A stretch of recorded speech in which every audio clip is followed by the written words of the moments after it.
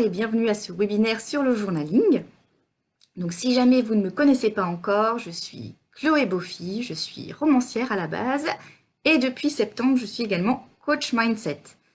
Donc en fait, dans ma carrière de romancière, je me suis rendu compte qu'il fallait quand même pas mal que je me montre, qu'il fallait que j'apprenne à me mettre en avant. Et tout ça m'a aidé petit à petit à développer des techniques, des outils pour améliorer ma confiance en moi. Et j'ai eu envie de partager avec vous ces outils, parce que même si vous n'êtes pas forcément romancière, eh ben vous pouvez avoir besoin de vous montrer sur les réseaux, ou de parler de vous, de vos projets. Vous avez tout besoin d'avoir confiance en vous, quoi, pour apprendre, savoir oser vous exprimer dans un monde où les femmes sont pas tellement autorisées enfin, elles sont autorisées à s'exprimer, mais disons que on leur fait comprendre que ce qu'elles ont à dire, c'est moins important que ce que les hommes ont à dire. Donc, c'est important que vous preniez confiance en vous pour, pour savoir comment promouvoir votre message ou simplement vous mettre en avant votre business, vos produits, vos livres, tout ce que vous avez envie de partager. Et donc, comme moi, j'ai pu développer ces outils de confiance en soi, et ben, j'avais envie justement de les partager. C'est pour ça que je me suis lancée dans le coaching. Donc, voilà. Alors, aujourd'hui, je vais vous parler de journaling. Donc, et pourquoi et comment votre journal intime peut devenir un outil super puissant pour développer votre mindset. Alors, je vais vous déjà parler un peu de moi, de ma pratique du journaling. Donc, je tiens un journal depuis que j'ai 9 ans, à peu près, ouais, 9-10 ans. Je me souviens encore de mon tout premier, hein, il était assez petit format, comme ça, là, même pas du format carte postale. Il avait une couverture avec des fleurs, il y avait un petit cadenas, les pages étaient roses dedans, avec un petit encart pour mettre la date et tout. J'écrivais dedans de façon plus ou moins régulière, hein. Parfois j'écrivais tous les jours, parfois je le laissais pendant plusieurs semaines, puis je réécrivais un petit peu. J'avoue que ce qu'il y avait dedans, c'était pas toujours très très intéressant, hein. Quand on a 10-12 ans, on n'a pas grand chose à raconter. Je parlais un peu surtout de voilà, mes petits chagrins d'amour, mes petits trucs, genre, oh là là, je suis trop amoureuse de machin, puis il me regarde même pas. Ou alors, oh, mais machin, il m'a encore. Enfin, voilà, tout machin, entre des trucs sur moi, c'est trop la honte. Ce genre de choses qu'on peut raconter quand on est ado. Mais on pouvait déjà y retrouver, hein, certaines interrogations sur les relations, sur mes relations avec les autres et sur la vie en général, hein. Et avec le temps, j'ai commencé à me tourner vers mon journal, surtout pour décharger un trop-plein d'émotions. Parce que comme tout le monde, j'ai traversé des mauvaises passes, hein, donc des mauvaises passes. J'ai eu des périodes de dépression, hein, donc ça m'a aidé à tenir le coup. Donc oui, je mettais dedans beaucoup, beaucoup d'émotions négatives surtout. Quand il y avait des trucs bien, je les racontais aussi, hein, mais c'est vrai que ça me servait dès que j'avais un coup de mou, dès que ça n'allait pas, hop, j'écrivais dans mon journal, ça, puis en général ça allait mieux. C'est vraiment pour moi une soupape de décompression. Et quand j'ai découvert le développement perso, alors c'est là que je me suis vraiment remise dans le journal à fond, quoi. C'est vraiment devenu un outil indispensable. Surtout que beaucoup d'auteurs de leurs livres de dev perso proposent des exercices écrits. Donc c'est toujours pratique d'avoir un carnet pour les mettre dedans. Mais oui, j'ai vraiment repris de manière très très intensive ma pratique du journaling depuis que je me suis mis au développement personnel. Là par exemple, voilà, ça c'est tous les cahiers que j'ai pu, c'est mon dernier en date de tous les cahiers que j'ai pu avoir, hein. J'en ai eu à des roses, à paillettes, j'en ai eu quelques-uns que j'ai fabriqués moi-même aussi. Oh, ils étaient très très girly dans l'ensemble, hein. J'ai pris aussi des carnets de croquis aussi pour parfois que j'ai customisé. Et j'en ai eu de toutes sortes. Puis après, quand j'ai découvert les Moleskine, ça a été Moleskine, Moleskine, Moleskine, Moleskine. Voilà, les Moleskine noirs de base. J'en ai quelques-uns qui sont fantaisie, mais voilà. Enfin, j'en ai rempli des carnets et des carnets. Là, voilà, on en est au... Voilà, ça c'est le numéro 67, par exemple. Et vous voyez qu'il me reste plus beaucoup de pages dedans, hein. Il doit me rester ça. Voilà, donc je pense que d'ici la fin de l'année, je l'aurai fini. Tout ça, c'est ce qui est rempli. Que je cadre bien. Voilà. Tout ça, c'est ce qui est rempli. Ça, c'est ce qui reste. Donc, je pense que je l'aurai fini à la fin de l'année, puis que je pourrai entamer le numéro 68 pour 2022. Ben voilà, j'en ai tartiné des pages et des pages ces dernières années. Hein. Allez, ça va faire quoi? Ça va faire 30 ans, du coup, que je tiens un journal. Donc, voilà, j'en avais à peu près un par an à une période. Là, maintenant, c'est plutôt un me fait 2, 3 mois. Donc, voilà, ça fait une sacrée quantité de carnets. J'ai plus les tout premiers. J'avoue que quand j'ai rencontré mon mari, j'ai brûlé tous ceux qui datent d'avant ma rencontre avec lui. C'était symbolique pour moi. Voilà. Euh, Parce que ça prend de la place hein, dans les étagères, l'air de rien. Moi, j'ai commencé à les remplir des boîtes avec. Bon. Bref, digression. On revient donc au journaling en général, hein, puis sur le mien en particulier. Donc, avant de vous en dire plus, je fais un petit point historique sur le journaling, juste voilà, pour votre info, pour votre culture générale. Alors, ça a commencé à peu près au Moyen-Âge. On ne peut pas vraiment parler de journal intime vraiment à l'époque, mais peut-être de carnet de bord. Mais les chefs de famille du Moyen-Âge tenaient des livres de raison, c'est comme ça que ça s'appelait. C'était des carnets où ils tenaient les comptes, ils notaient les naissances, les décès, les événements importants de la famille. Donc tout ce qui concernait la lignée en général. Hein, c'est un peu voilà, un petit historique. Je pense que les historiens étaient très contents d'avoir ces carnets sous la main. Et donc ça faisait un petit peu voilà, tout l'historique de leur famille. Je pense qu'ils devaient se les transmettre de génération en génération. J'ai pas creusé non plus trop le sujet. Le journal intime tel qu'on le connaît aujourd'hui, ça date plutôt de la fin du XVIIIe siècle, où ça a été vraiment très très à la mode, hein, surtout dans les cercles un peu aisés, bien sûr, parce qu'il fallait savoir lire et écrire, et puis se permettre de dépenser des sous dans du papier et de l'encre, hein, ce qui n'était pas forcément la priorité hein, pour certaines classes sociales. Donc, c'était principalement des hommes qui tenaient des journaux, ce qui est assez rigolo parce que, aujourd'hui, on a plutôt tendance à associer le journal intime aux femmes. Je ne sais pas pourquoi, mais ouais. Enfin, on dit journal intime, on pense à la petite ado avec son carnet qui a un cadenas, là, puis qui va écrire avec des petits autocollants, des petites paillettes, tout ça.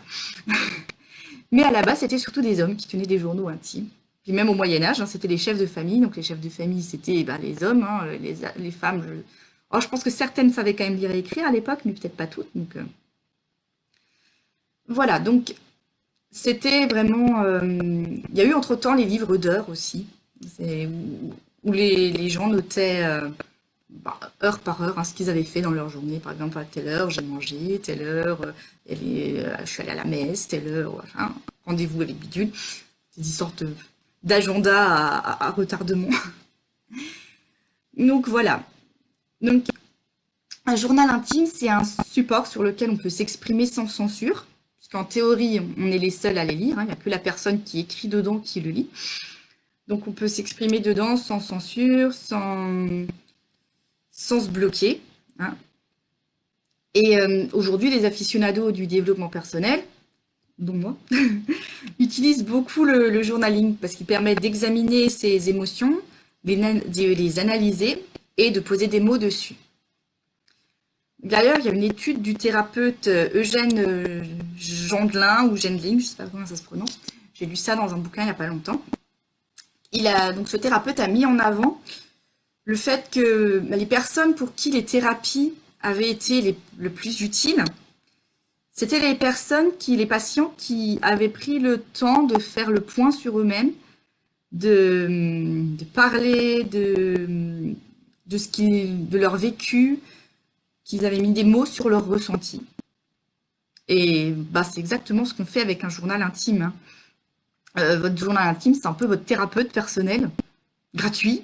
Hein, enfin, pris d'un papier, d'un stylo et d'un carnet. Hein, mais c'est votre thérapeute personnel qui est disponible à tout moment. Même à 3 heures du matin, vous n'allez pas appeler votre psy. Par contre, vous pouvez prendre votre journal et puis griffonner pour vous soulager si jamais vous avez un coup d'insomnie. Moi, des fois, ça m'arrive. Hein. Quand je fais de l'insomnie, des fois, oui, je prends mon carnet, puis j'écris tout ce qui me passe par la tête et qui m'empêche de dormir. Ça aide. Donc voilà, c'est c'est vraiment un outil thérapeutique très très puissant. Alors, comment ça fonctionne concrètement, hein? Comment ça se fait que un journal, bah, ça peut vous aider à développer votre mindset? Comment ça marche?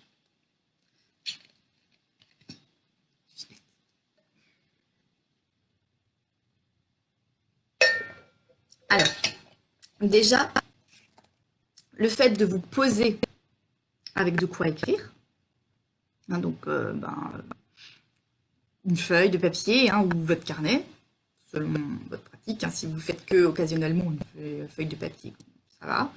Sinon un carnet si vous voulez garder une trace. Mais déjà le fait de vous poser avec de quoi écrire, ça va vous obliger à ralentir.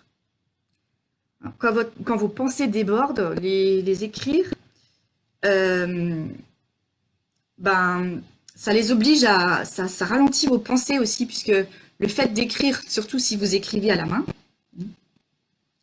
le fait d'écrire, ça prend du temps. On a une pensée, puis on en a une autre qui vient, on n'a même pas le temps de les voir, elles arrivent toutes en même temps. Quand vous écrivez, vous êtes concentré sur une pensée à la fois, hein, sur une idée à la fois. Vous êtes en train d'écrire votre phrase, il y en a une autre qui vient, dit non. Là, pour l'instant, je termine ce que je suis en train d'écrire, là, ce que je suis en train de regarder, je m'occupe de toi plus tard. Voilà, ça oblige vraiment vos pensées à ralentir le rythme, à pas venir se bousculer tout en même temps, ou même s'ils le font, même si elles le font, vous leur dites non, vous faites la queue, voilà, vous leur donnez un ticket, comme à la sécu. Voilà, vous êtes obligé de les regarder l'une après l'autre. C'est pas, elles arrivent toutes en même temps et vous y voyez plus clair, non. Vous êtes obligé de les prendre l'une après l'autre, de les examiner l'une après l'autre. Déjà, ça calme un peu le cerveau et ça vous aide à vous concentrer sur une chose à la fois et de voir plus tard une autre chose qui va vous préoccuper. Donc c'est une forme de méditation en quelque sorte, hein, surtout par exemple si vous utilisez les techniques d'écriture automatique, hein, vous écrivez juste ce qui vous passe par la tête sans réfléchir. Déjà ça calme, ça ralentit. Et au lieu de vous contenter de subir vos pensées, hein, qu'elles arrivent toutes là puis qu'elles vous submergent, vous les observez. Vous les acceptez, vous les canalisez. Vraiment, voilà, c'est ce que je vous disais là, quand vous dites non, vous les prenez l'une après l'autre, là, faites la queue. Voilà, vous les canalisez, vous leur donnez l'espace pour s'exprimer l'une après l'autre. Hein, vous les écoutez. Vous dites, voilà, là, maintenant, je m'occupe de toi, mais je m'occupe de toi à fond. Hein, comme si vos pensées, c'était des petites bêtes, là, des petits... Comme si c'était vos enfants, là, qui viennent vous casser les pieds, là, tous en même temps, quand vous avez envie de regarder la télé. Vous dites, voilà, là, maintenant, je m'occupe de toi, et je m'occupe que de toi. Et après, hop, quand j'ai fini avec toi, je m'occupe de la suivante et que de la suivante, etc., etc., etc. Donc, vous laissez la place de s'exprimer à vos pensées. Et c'est du coup là qu'elles vont arrêter de vous embêter, une fois que vous les avez vraiment exprimées. Parce que si vous les laissez dans votre tête tout le temps, qu'elles se mélangent aux autres, vous leur accordez pas vraiment d'importance, ou pas la bonne importance. Et du coup, elles reviennent. Que si vous prenez le temps de vous poser, de les écrire, de dire, voilà, allez, qu'est-ce que tu as à me dire? Vas-y, dis-moi tout. Que vous prenez le temps de les écouter, de les accepter, de les reconnaître, elles vont vous embêter beaucoup moins.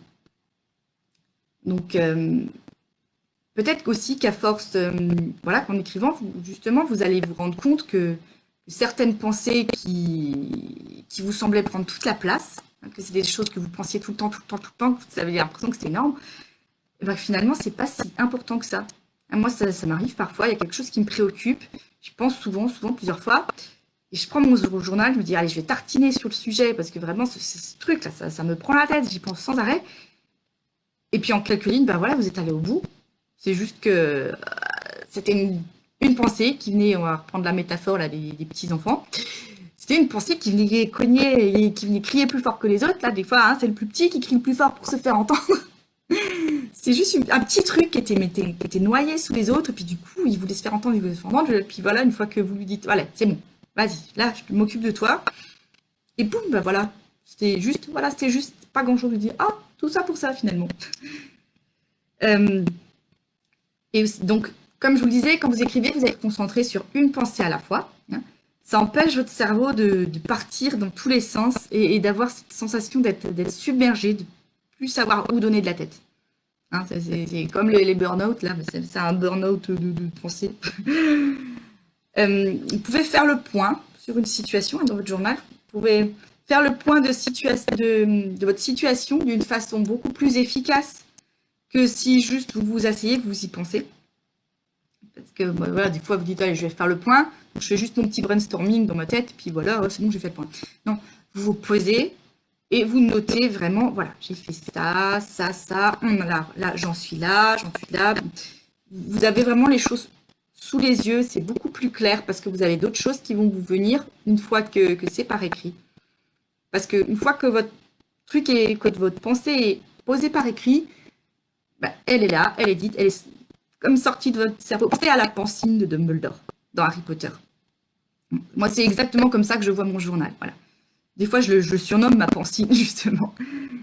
Voilà, Dumbledore, quand il sait plus où donner de la tête, là, hop, il prend sa baguette magique, il sort ses pensées, il les met dans la pancine pour les regarder plus tard.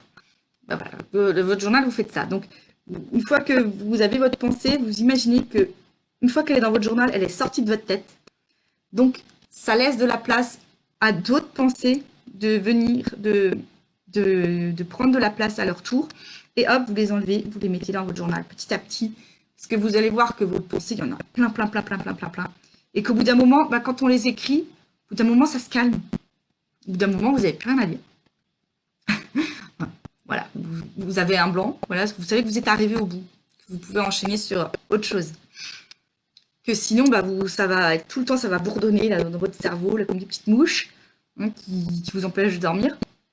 Donc vraiment, voilà, vous prenez, vous dites, voilà, elles sont dans mon cerveau, ces pensées, elles m'embêtent, donc je vais les prendre, je vais les sortir, je vais les mettre dans mon journal. Et comme ça laisse aux autres.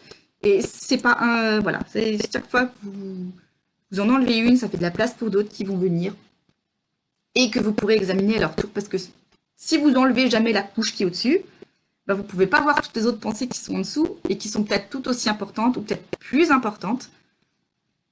Vous pouvez vraiment toutes les observer l'une après l'autre, au lieu d'avoir un gros cafouillage.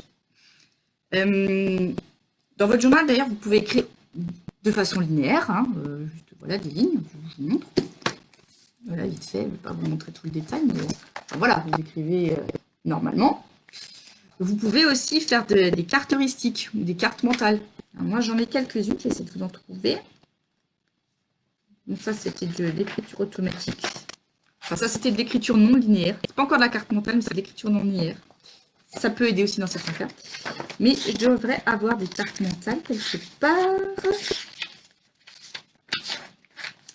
Je vais vous en trouver une. Hein. J'en ai forcément une.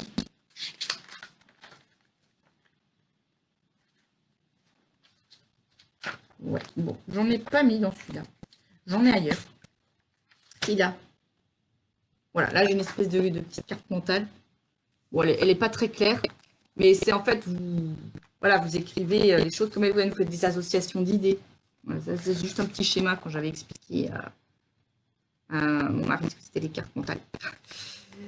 Voilà, si vous n'arrivez pas à trouver les mots justes, à mettre vraiment à expliquer par des phrases, vous pouvez utiliser les cartes mentales, vous mettez des concepts, vous pouvez mettre des mots-clés, il y a plein de façons de tenir un journal.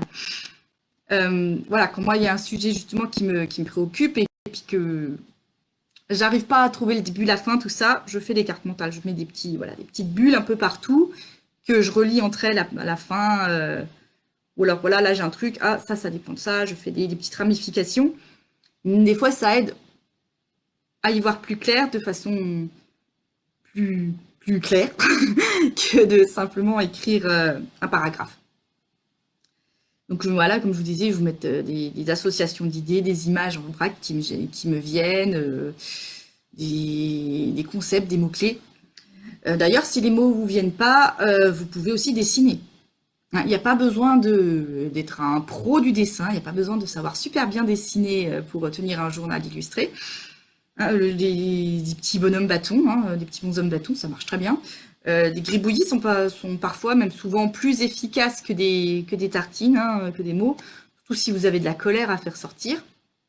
Vous prenez un gros stylo, vous barbouillez, vous barbouillez. Voilà, l'objectif qu'on vise, c'est pas d'avoir quelque chose de beau visuellement, hein, c'est pas quelque chose qu'on veut afficher. Alors, sauf si votre délire, c'est de faire du journaling sur Instagram, mais bon, là, on est dans le journaling plus thérapeutique pour soi. Donc, on, on est dans le... Voilà, ce qu'on veut, c'est vraiment se sentir bien dans sa tête, se décharger de tout ce qui nous pèse, de tout ce qui nous embrouille, et d'être apaisé une fois qu'on a fini d'écrire dans notre journal.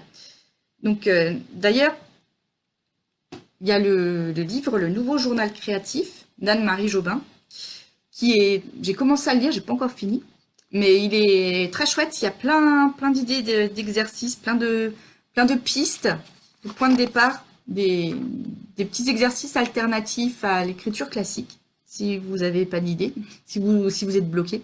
Ça peut vous aider si vous ne savez pas par où commencer. Alors moi, je suis à la moitié à peu près. J'ai fait la plupart des exercices, enfin ceux que j'ai déjà lus, hein, de la partie que j'ai déjà lue. Il y en a qui m'ont convenu, il y en a qui m'ont pas convenu, mais j'essaie de les tester à peu près tous. Et c'est vraiment très intéressant de voir que certains exercices conviennent à certaines situations, d'autres moins. Enfin, c'est bien d'avoir plusieurs pistes à explorer pour le journaling sur comment sortir de notre tête toutes les choses qui vont pas. Ensuite, le fait de tenir un journal intime, ça vous permet également de voir plus clairement votre évolution. Vous pouvez revenir en arrière dans vos anciens journaux, pardon. Vous pouvez relire des anciennes entrées et voilà, vous voyez que la personne que vous étiez à l'époque, c'est plus tout à fait la même que celle que vous êtes maintenant. Vous n'aviez pas les mêmes préoccupations, vous n'aviez pas les mêmes envies, pas les mêmes objectifs, puis vous pouvez comparer la personne que vous étiez et celle que vous êtes aujourd'hui, voir tous les progrès que vous avez faits. Vous vous rendrez peut-être compte que des choses dont vous faisiez une montagne à l'époque, finalement c'était des petites collines. Vous en êtes sorti mieux que vous le pensiez. Vous pouvez aussi voir tous les problèmes que vous avez réussi à surmonter. Ça va vous rendre aussi plus forte, plus confiante en vous, de voir « Ah, mais j'ai déjà traversé tout ça et je m'en suis remise. Et puis finalement, voilà, c'était pas si terrible. » Enfin, vous vous rendrez compte à quel point vous êtes forte. Hein, de voir tous les progrès que vous avez faits, tous les obstacles que vous avez surmontés, les problèmes que vous avez résolus, ça va vous permettre de vous rendre compte à quel point vous êtes forte, à quel point vous avez des ressources en vous pour vous tirer des mauvaises situations, des mauvaises passes. Donc ça va développer votre confiance en vous aussi. Peut-être que vous verrez aussi se définir des schémas récurrents, hein, parce que vous aurez plus de recul justement sur votre vie, sur les événements qui sont arrivés dans votre vie. Et ça peut être l'occasion de briser des cercles vicieux. Hein, si vous vous rendez compte que vous sortez toujours avec le même type de gars là qui vous convient pas, vous dire tiens, merde, tous les gars avec qui ça s'est mal passé, ils avaient telle chose en commun, je vais peut-être chercher des mecs qui n'ont pas ce truc. Voilà. Enfin, c'est un exemple hein, parmi d'autres. Ou alors quand que vous verrez que systématiquement, au bout de 2 mois dans un job, vous vous ennuyez. Et vous avez envie de changer. Peut-être que voilà, les emplois classiques sont pas faits pour vous. Enfin, des tas de choses. Hein. Ça peut être, voilà, je vous donne les exemples qui me viennent, mais c'est bien du coup de garder une trace quand même de ce qu'on a vécu, de ce qu'on a ressenti. Et moi-même, j'utilise donc beaucoup les exercices de journaling dans mes accompagnements. Parce que je suis convaincue de la puissance de l'écriture sur le mental. Donc, la puissance que l'écriture peut avoir sur le mental. C'est vraiment l'occasion vraiment de chercher, de se chercher, d'écrire sur les problèmes qu'on traverse, d'écrire, de mettre des mots sur nos émotions. Hein, ça fait du bien, ça libère, ça soulage. Et de booster notre confiance en nous, justement, quand on voit qu'on est capable de traverser, quand on se pose par écrit, qu'on arrive beaucoup mieux à trouver des solutions. On peut aussi y faire tout un tas d'exercices d'estime de soi dans son journal. Il y en a beaucoup qui passent par l'écrit, par exemple le fait de s'écrire une lettre d'amour à soi-même. On peut régler des anciens problèmes par des exercices de journaling aussi. Quand on a essayé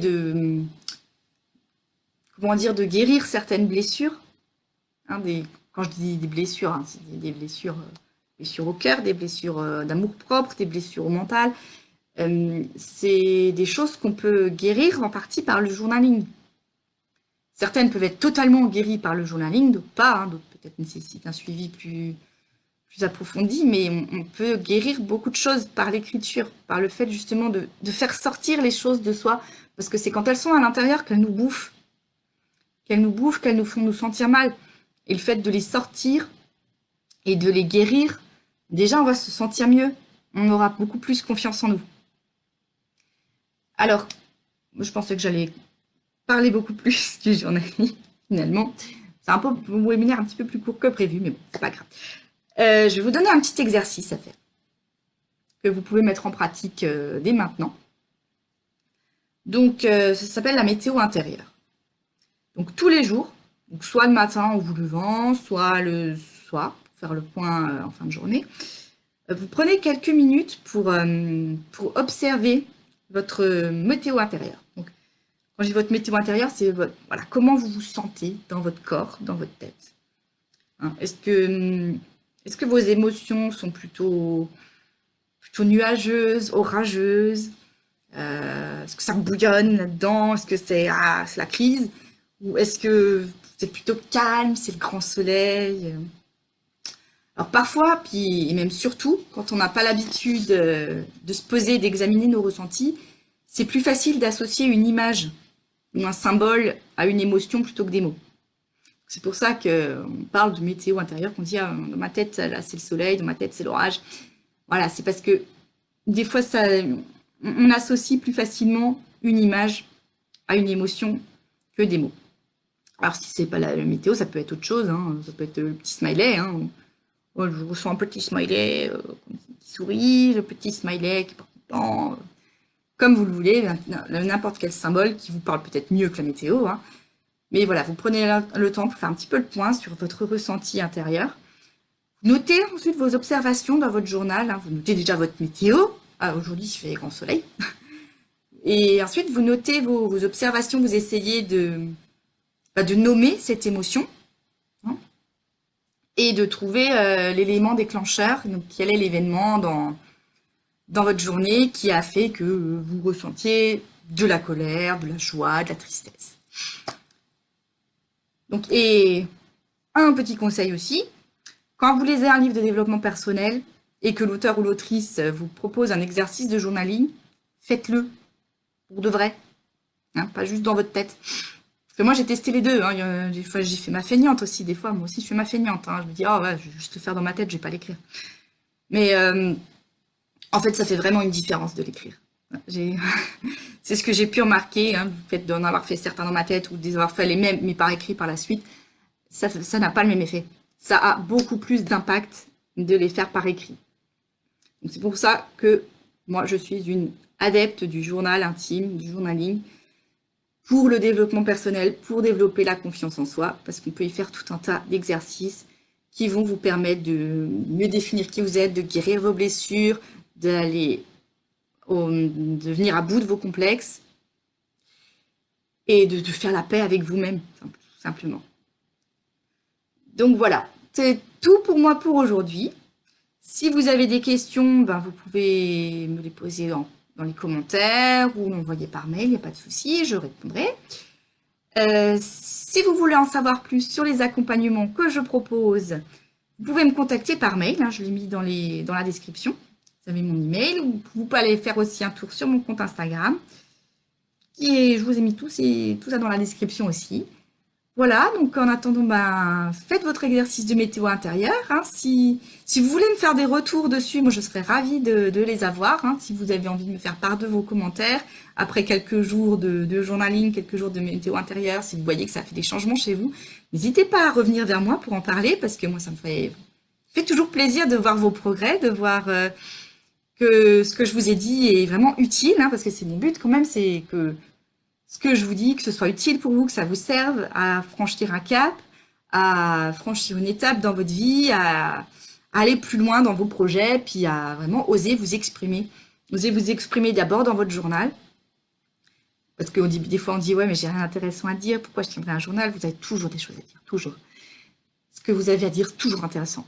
Des fois ça peut être intéressant que pour vous, mais c'est intéressant quand même. Même si c'est intéressant que pour vous, ça reste quand même intéressant, puisque ça va vous permettre ça peut être une base de travail pour plus tard. Mais voilà, donc vous avez des choses à dire. Vous avez des choses à dire.